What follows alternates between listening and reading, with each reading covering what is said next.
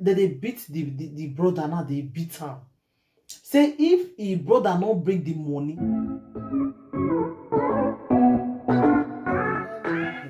Hello. It's your one and only Lady J. If you have not subscribed, what are you waiting for? Go and subscribe and hit the notification bell so that if I post more videos, you will be the first to be notified. If you have subscribed here before, thank you. God bless you. My people, I see one video when the video just make me like, it won't make me cry. You know, when I see the video, I shocktalize really. I just feel for the guy.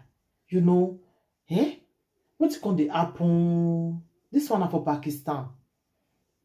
Your brother use and take borrow money. No. They don't see your brother make they collect the money back. Now, they beat the brother, now they beat him. Say if your brother not bring the money on the 30th of whether July be and not come know again. If your brother not bring the money, they'll payment the guy. So the boy now they cry, they beg, make your brother beg, make come help him, make come rescue him. Because if not, we would not forget the guy. I beg, this is brother. May you try, may you go rescue your brother. Before your brother go pay me, I beg. If you don't get the money, go give them. If now borrow, go borrow, may you give them. May they not pay me your brother like that. Hey? You know they feel for him. See beating. See what they beat your brother. I just feel for the guy really. You know easy now for somebody to do that kind of situation. You just leave him like that. Yeah, I beg, go rescue your brother. Go help him. Anything you know so you're free to do. Because I don't put the video for you now for seeing. The beating is too much really. Try me, you go rescue your brother. How you go use the brother to borrow money? Like seriously. Yeah? One of the men people wanna go they stand for. This one and a brother. They not see her now. And those people now they want me a brother. See beating whether they beat this brother now feel for her. For now see the video now shocktalize. The boy now they cry, they beg. Even you get one voice record with one able man put for year. We be say I know the voice record they get I know in able speak. Whether I go understand me, I know the man just play and small man see whether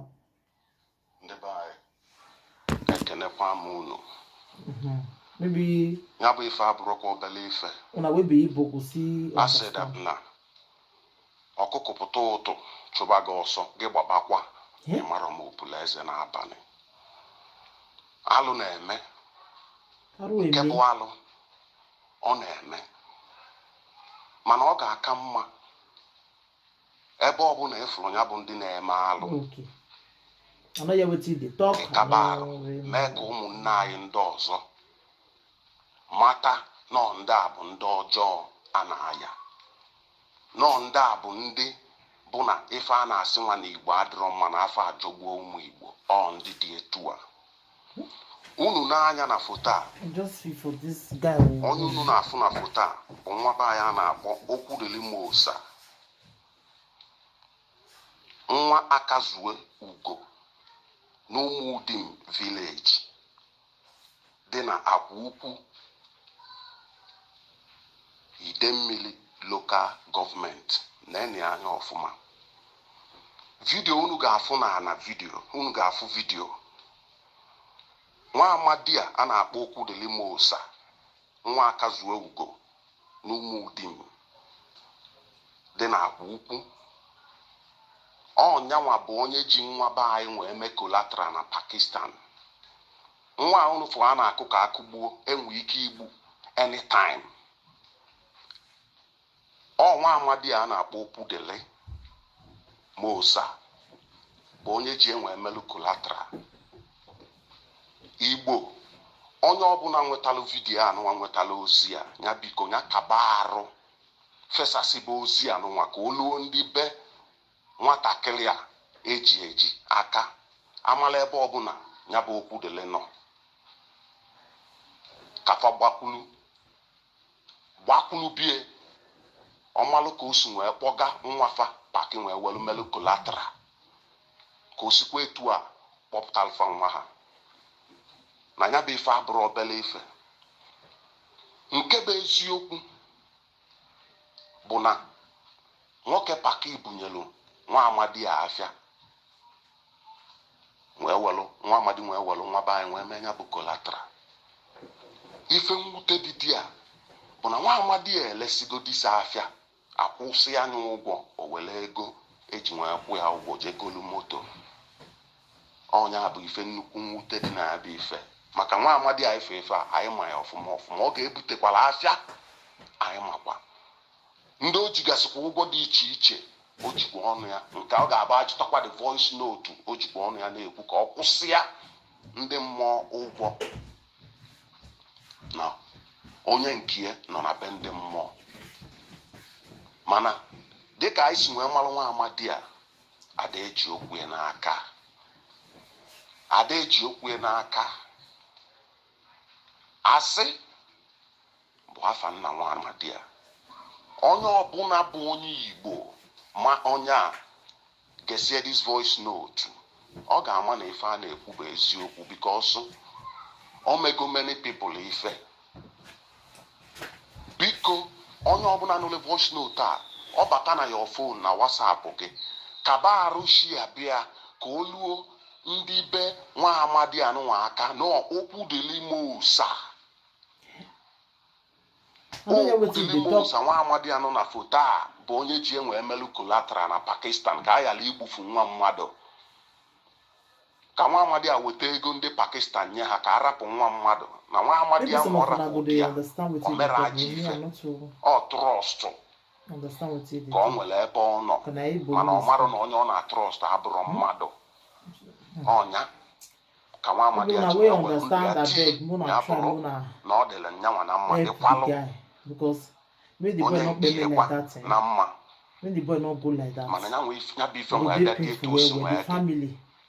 Biko nekwanụ nwa amadi a na-esi ya anyị ike ọfụma. This kind thing, no people don't want share about it now. Bad thing now. You see the way people go to share. Make them share so that make the family see and make them help am. Ndị ọ ga-abịa imesiela ọgụ. Make them help am because this boy go pay me. The beating is too much. They carry gun everything. See the way they beat this boy. So the beating is too much. They beg your brother make you help am. May help am, may not let the payment this boy like that. The payment this boy, God no will forgive you. Go pay money where you borrow. Just understand. Ya ka wepụ aka enwe n'ofe. N'iko ọbụla a na-agbanye mmiri nwere ụbọchị oge eju. Iko etu ọsọkwa iko wara, etu ọsọkwa anya bụ ite nyara. Ịgbanye bie mmiri ụbọchị ga-abịa ụbọchị oge eju. Nwa amadi ahụ fụrụ ife a, o mekatago wee meluo nkezi n'olu n'ụdị a. Ekene dịla Olisa na fonu dị na-emekwu vidiyo ahụ etụsasị anya bụ vidiyo. Ọ mmadụ sendezelu m vidiyo ahụ wee nenesi anya wee tie wee kpọọ enyi nwoke sendelu m vidiyo ahụ wee sị ya ọ na ọ mara onye kpọga nwoke ma Pakistan n'okwu Delimosa na ọ nyanwa kpọgala ya Paki. Kedu ife ọzọ ị na-asịlụ nwoke Pakistan asị si ya na afịa mebili emebi? Kedu ife ị na-asịlụ nwoke Pakistan asị ilesiga afịa ị ga-ewele ego nwoke Paki nye? Ị na-agwakwa nwoke Paki nya sendi elu ga afịa ọzọ ka ị nwee mixie nke mebili emebi. Mana n'eziokwu asị ka ị na-asị because anyị nwa n'ọnwa anyị ma etu ya bụ ife si wee gaa. Ma ndị obuba South, ma ndị obupụrụ obodo ndị ọzọ dịgasị iche iche akwụsịghị edo ụgwọ. O nwere onye ji onye ate nkobo n'afịa. Ọkụ unu fụ ka obi pipụlụ dị. Ilotara ozi na enwezile nwa amadi rapụ witi ndị Pakistan ịma na obi adịrọfa mma. Ọ gbatarozighị n'obi na ụzọ dị mma ka a na-aga ugboro na-abụ. Na-eme onye ka emere ibie obi adị ya mma.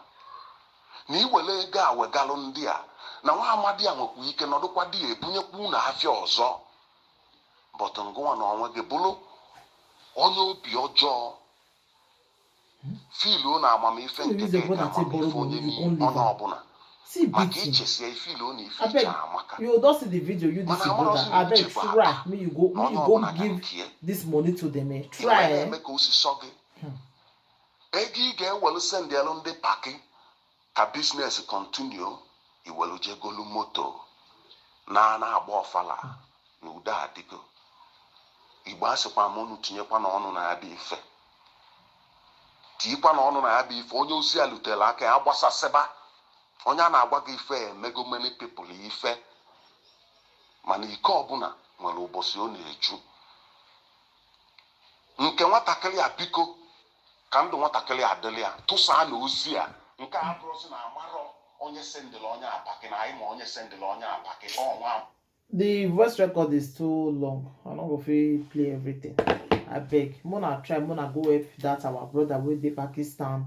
Make his brother try. May go cut me the money when he borrow. May go give them back before they go pay me his brother for his hand. And the matter with the grand do. Now be this one, my people.